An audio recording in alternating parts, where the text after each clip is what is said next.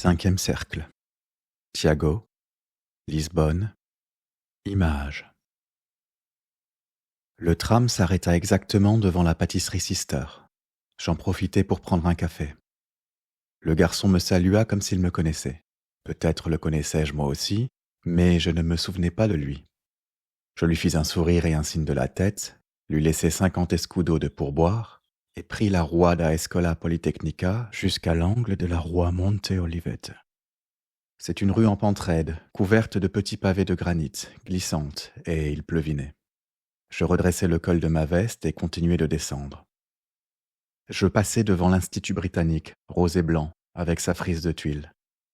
Je me souvins d'une amie qui y enseignait. Elle était un peu je m'en foutiste et négligée peut-être. Mais faire l'amour avec elle était une merveille. Et puis elle préparait des pique-niques qui étaient du tonnerre. En ce temps-là, on allait à la plage de Fonte da Telha, où il n'y avait personne, juste des pêcheurs et leurs chiens, de vieux chiens jaunes et ridés. Ça me rappela les chiens de M. Almeida. La Praça das Flores était déserte. Devant un restaurant de luxe, de ceux où il faut appuyer sur une sonnette pour rentrer, s'arrêta une Mercedes dont descendirent un monsieur vêtu de bleu et une dame habillée en rose. J'espérais juste que la boucherie serait encore ouverte. Elle était encore ouverte. Dans ce quartier, les magasins ferment tard. Le boucher était en train d'enrouler un gigot d'agneau dans du papier gras. J'eus l'idée de jouer le tout pour le tout et dis en espagnol « Hola, buenas tardes ». L'homme me regarda perplexe. Certes, il ne parlait pas l'espagnol, mais il le comprenait à coup sûr. Il avait une grosse tête rubiconde, comme il convient à un boucher, avec des vénules bleues sur le nez. Je pensais qu'il devait manger beaucoup de viande. Il reposa le gigot d'agneau dans le réfrigérateur et me demanda en quoi il pouvait m'être utile. « Une information », dis-je dans mon espagnol approximatif. « Une simple information. Je cherche Monsieur Tiago. » Le boucher me regarda d'un air sérieux. Il prit une expression hésitante, puis, en forçant son misérable espagnol, il me demanda « Iquianes ?»« Mais comment ça ?» dis-je en jouant le faux ingénu. « Vous le connaissez très bien. C'est un grand photographe. Il avait un studio par ici il y a quelques années. Monsieur Tiago, le photographe. » Il se mit à couper de fines tranches d'un jambon minuscule et dit, méditatif, comme pour lui-même, « Ce jambon, je me l'emporte à la maison. Il vient de Chavez. Vous aimez le jambon ?» J'en acceptai une tranche pour goûter et convins qu'il était vraiment exquis. Néanmoins, peut-être un peu trop piquant. D'après moi, il y avait trop de paprika. « Nous, en Espagne, dis-je, on fait vieillir le jambon sous la neige. Je veux dire, le jambon de montagne. »« Sous la neige ?» demanda-t-il. Je n'avais jamais entendu ça.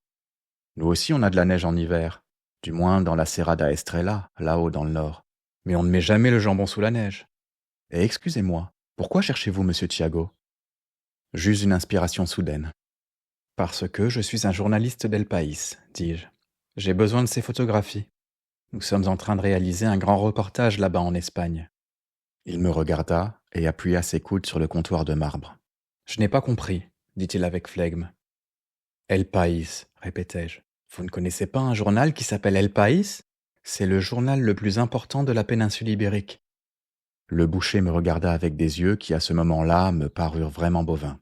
« Je ne connais pas ce journal, » répondit-il d'un ton agacé. « Moi, avec les journaux, je ne fais qu'emballer la viande. » La situation devenait difficile. Je ne savais vraiment pas quoi ajouter. Pour me sauver, je demandai « Vous me donnez une autre tranche de jambon ?» Il me l'offrit sur une spatule et demanda pour en finir. « Eh bien ?» Et à cet instant, j'eus une autre inspiration, ces choses qui vous viennent des dieux. Je goûtai ma tranche de jambon et susurrai. « Vous savez qui m'envoie ? Eh bien, c'est Monsieur Almeida, ou si vous préférez, l'oncle Tom. » Et à l'écoute de ce nom, le visage du boucher s'ouvrit en un large sourire. « L'oncle Tom » dit-il. « Ce pauvre oncle Tom !» Il s'essuya les mains sur son tablier blanc et dit « Il fallait me le dire avant. Monsieur Tiago a déménagé Rua Dom Pedro Quinto, juste devant le belvédère de San Pedro de Alcantara.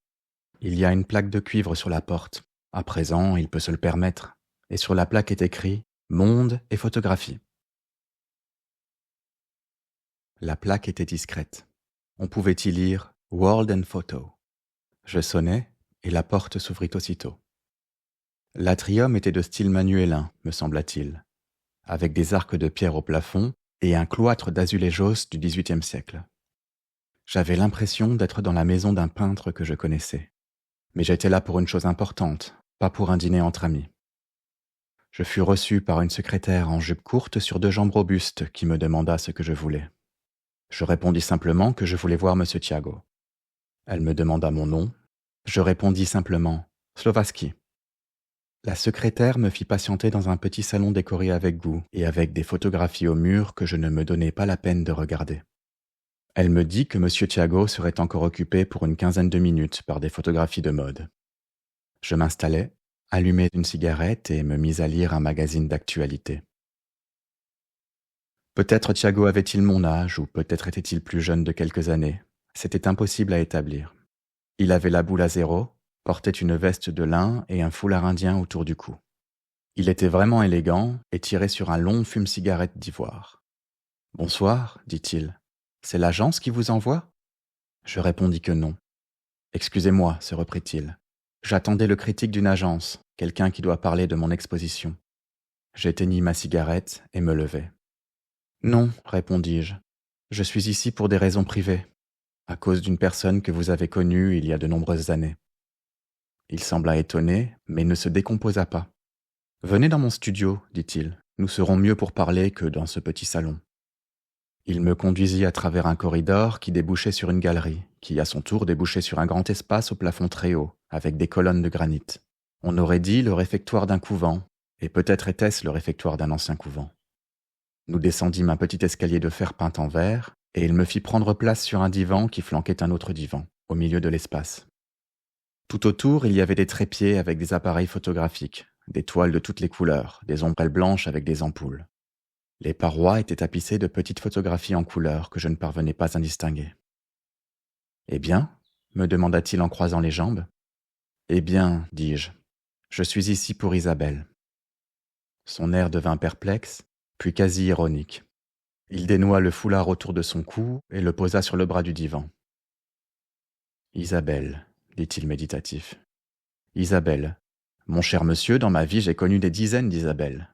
Au Portugal, c'est un prénom très commun. Isabelle quoi? Une actrice, un modèle, ou quoi d'autre? Ou quoi d'autre, répondis-je. Expliquez-vous mieux, dit-il. J'adoptai une expression de patience. Je vais bien vous expliquer, afin que vous puissiez tout à fait comprendre, monsieur Thiago, dis-je. Cette Isabelle se faisait appeler Magda, mais c'était seulement un nom de code. Et je crois que vous connaissez très bien son vrai nom et le nom de code. Allons-y pour Isabelle dite Magda, comme une femme qui a quelque chose à voir avec toute cette histoire ou n'a rien à voir avec elle. Ça ne vous dit rien ? Il perdit son air ironique et retrouva un air perplexe. Expliquez-vous mieux, dit-il. Bien, continuai-je, je vais mieux m'expliquer. Il y a des années de cela, disons une trentaine d'années, Isabelle dite Magda se trouvait dans la prison politique de Caxias. Et vous, monsieur Thiago, vous étiez de l'organisation. Je ne sais pas s'il s'agissait du parti communiste clandestin ou d'un autre parti clandestin, étant donné que durant la dictature de Salazar, tous les partis étaient clandestins. Et bon, vous, monsieur Thiago, vous l'avez fait s'évader de prison à la place d'une autre. Isabelle est arrivée jusqu'à l'hôpital de Santa Maria et n'a plus laissé de traces. Mais vous les connaissez, vous, ces traces. Vous savez quelque chose. Et moi aussi, je veux savoir. Le photographe changea ses jambes de position et alluma une cigarette au bout de son long fume-cigarette d'ivoire. Il semblait gêné. Il me regarda en silence en me scrutant de la tête aux pieds, puis il me demanda « Vous êtes journaliste ?» Je me permis un petit sourire. Je ne voulais pas sembler sarcastique, mais sa question invitait au sarcasme, de sorte que je lui dis « Rien n'est plus éloigné de ce que je suis, monsieur Thiago. Vous n'avez vraiment pas deviné, je vous assure. La mort est le tournant de la route, et mourir, c'est seulement ne pas être vu. » « Et alors pourquoi ?» demanda-t-il d'un air encore plus perplexe. « Dans quel but ?»« Dans le but de faire des cercles concentriques, dis-je, pour arriver finalement au centre. »« Je ne comprends pas, dit-il. »« Je travaille avec des poudres colorées, répondis-je. Un cercle jaune, un cercle azur, comme dans la pratique tibétaine. Et petit à petit, le cercle se resserre vers le centre. Et moi, je suis en train d'essayer d'arriver au centre. »« Dans quel but ?» demanda-t-il. J'allumai moi aussi une cigarette. « C'est simple, répondis-je. Pour arriver à la connaissance. Vous qui photographiez le réel, vous savez bien ce qu'est la connaissance. » Le photographe se dirigea vers une étagère qui devait rassembler des archives, et il fouilla dans un bac, l'inspecta longuement, revint avec des photographies et m'en tendit une. « Regardez cette image, dit-il. La photographie est une chose qui nous espionne, qui peut-être nous persécute. Regardez cet enfant assis sur une couverture avec un nœud dans les cheveux. C'est moi. » Il fit une petite pause. « C'est moi, m'arrive-t-il de me demander à présent? C'est moi? C'est cela que j'ai été? Cela a été le jeu qu'aujourd'hui j'appelle Thiago et qui vit tous les jours avec moi. » Il me tendit une autre photographie. Cette fois, il s'agissait d'un petit garçon et d'une fillette à une époque plus récente. Il sourit, méditatif, et dit « Regardez ces deux enfants. Ils chevauchent une petite bicyclette. Celle de derrière embrasse l'autre et se penche pour sourire ingénument à l'objectif. J'ai fait cette photographie il y a de nombreuses années. Et c'étaient mes enfants? Sont-ils encore mes enfants? M'arrive-t-il de me demander. Ce n'est pas possible, suis-je tenté de vous répondre. Et j'aimerais me documenter un peu mieux sur ce qui a été. Mais qu'est-ce qui a été? Il fit une autre petite pause et s'exclama. Ah, si vous saviez comme la photographie devient difficile quand elle est étudiée par les philosophes. Et pourtant je suis un photographe, me dis-je en certains moments d'orgueil. Moi aussi, moi surtout, j'ai droit à mon opinion. Mais je n'y réussis pas, parce que la photographie me submerge, me dépasse, et alors je pense. Les photographies d'une vie sont-elles un temps segmenté en plusieurs personnes, ou la même personne segmentée en différents temps? Je le fixai et lui souris. C'était un sourire amical, mais en même temps, je sentais en moi une légère irritation, comme un prurit de l'âme.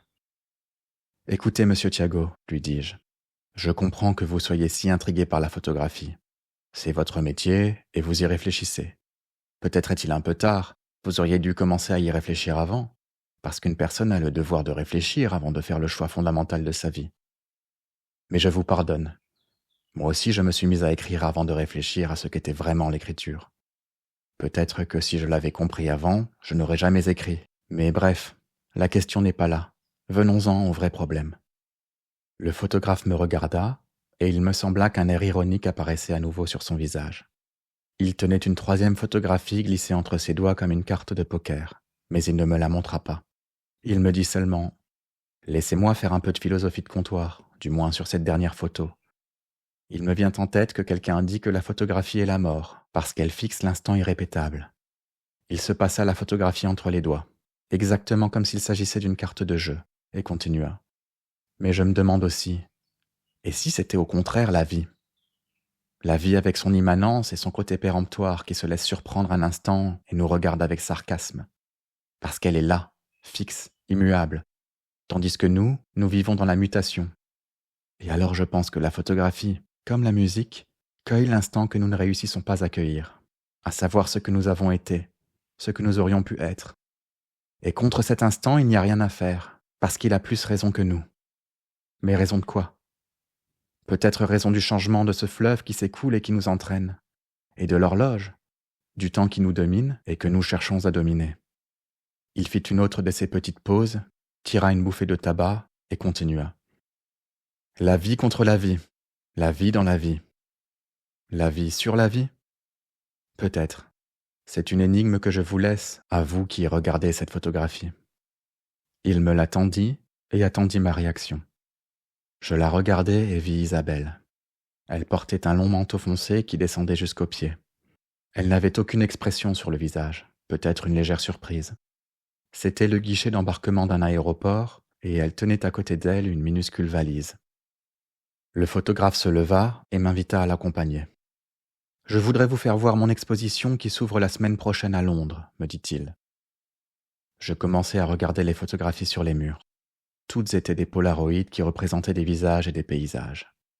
Il se mit un doigt sur les lèvres comme s'il devait garder un secret, mais ce n'était certainement pas ce qu'il voulait signifier, je crois. « Voyez-vous, dit-il, je photographie la réalité avec mon polaroïd. C'est un appareil fantastique que j'ai acheté aux États-Unis. L'exposition s'appellera Polaroid Reality. » Il tendit le bras et indiqua certaines images. « Vous voyez, dit-il, ça c'est le pont de Brooklyn. Ça, c'est un accident de la circulation à Manhattan. Ça, c'est une jeune noire en overdose. Ça, c'est un enfant victime de la famine en Éthiopie. Le reste, vous pouvez le regarder tout seul. Je fis le tour de l'énorme pièce. Très intéressant, dis-je à la fin, vraiment très intéressant. Il me détailla à nouveau de la tête aux pieds comme si j'étais une statue et me dit: Est-ce que je fais une photographie de vous avec mon Polaroid? Vous voulez être le dernier sujet de mon exposition? J'accepte volontiers, dis-je. Appelons ça un défi. Ou un duel comme c'était l'usage au XIXe siècle. Monsieur Thiago m'installa sur un tabouret. Il mit derrière moi un fond fictif. Une plage avec une pinède. Tenez la photographie d'Isabelle bien en vue, me recommanda-t-il. Je la tins bien en vue. Ne souriez pas, me dit-il. Je déteste les sourires photographiques. Il prit son énorme Polaroid et appuya sur le bouton. L'appareil cracha la photographie et Thiago la secoua en l'air pour la faire sécher. Puis il la regarda et me la montra. On voyait un tabouret, le fond de mer au loin et la photographie d'Isabelle au premier plan. Thiago regarda la photographie avec beaucoup d'attention. « Vous n'apparaissez pas, dit-il. C'est comme si vous n'existiez pas. »« En effet, dis-je. »« En effet quoi ?» demanda-t-il. « En effet, répondis-je. »« Mais d'où venez-vous » demanda-t-il. Je le regardai et lui souris. « D'un lieu trop lumineux, dis-je. Si lumineux que l'objectif photographique en reste parfois ébloui. Quoi qu'il en soit, j'emporte cette photographie avec moi. » Je mis la photographie dans ma poche et demandai: « Et Isabelle ?» Il me tendit la main. « Isabelle partit ce soir-là pour Macao, répondit-il. Elle prit un avion direct pour Hong Kong. C'est Magda qui l'envoya là-bas, la vraie Magda. Je crois qu'elle l'adressa à un prêtre catholique qui était peut-être à Macao ou sur l'île de Koloan. À présent, je ne me souviens pas. Malheureusement, je n'ai pas idée de qui il s'agissait. Je ne connais pas son nom. Mais il est possible qu'il soit encore vivant. Peut-être pouvez-vous encore resserrer d'un cercle autour de la personne que vous cherchez. Je ne saurais vous en dire plus. Au revoir. » Il m'accompagna jusqu'au petit escalier de fer et me tendit à nouveau la main. « Excusez-moi si je ne vous accompagne pas jusqu'en haut, mais vous trouverez facilement votre route. Et soyez attentif à votre image. Un jour ou l'autre, elle restera même dans l'objectif. »